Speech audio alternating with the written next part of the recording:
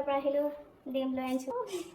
কিয় মানে আহিলোঁ এতিয়া গাইজ, ডিম বনাওঁগৈ। মানুহজন গ'ল টিউশ্যন, মাও ঘৰত নাই, মা ওলাই গৈছে, চাবিটো দি থৈ গৈছে ঘৰৰ।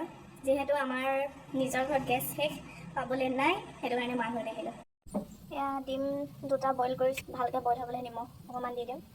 সেয়া মায়ে কিনো বনাই থৈ গৈছে চাওঁচোন। এইফালে কচু দিয়া দাইল বনাই থৈ গৈছে, এইফালে ৰুটি, এইফালে এক ডাবৰ ভাত, চব্জি বনাই থৈ গৈছে। আৰু মাৰ মৰম, যিমান যি নহ'লেও মায়ে বনাই থৈ গৈছে ভাত সাজ। মাৰ মৰম সিমান একো নাই, তথাপিও মাৰ মুখৰ আগতে মোৰ বক্তব্য দাঙি ধৰোঁ আৰু সেয়াই আৰু বনাই থৈ গৈছে। এতিয়া খাম, মানুহজন আহিলেও, মানুহজন অহাৰ পিছত খাম।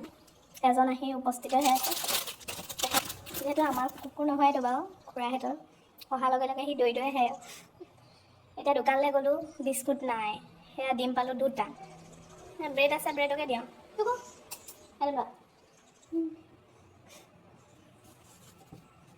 হৈজন মহাজন। এয়া বাৰীলৈ আহি আছোঁ, তিয়ঁহ এটা কাটি আনোগৈ। এইফালে লাগি আছে, টিকলা এটাকে লৈ লওঁ, যিহেতু মাখে বেন্ধিছে হপায়, সেইটো কাৰণে এইটোৱে লৈ লওঁ। টিকলা এটা লৈ লৈছোঁ। বেছি পাচলি সদায় খাই থাকিলে আমনিও লাগে। আপোনালোকৰ আমনি লাগে নে? কমেণ্টটো কৰিবচোন। এয়া বাৰী ল'লোঁ আৰু এয়া দবালে আহি খাই লওঁ।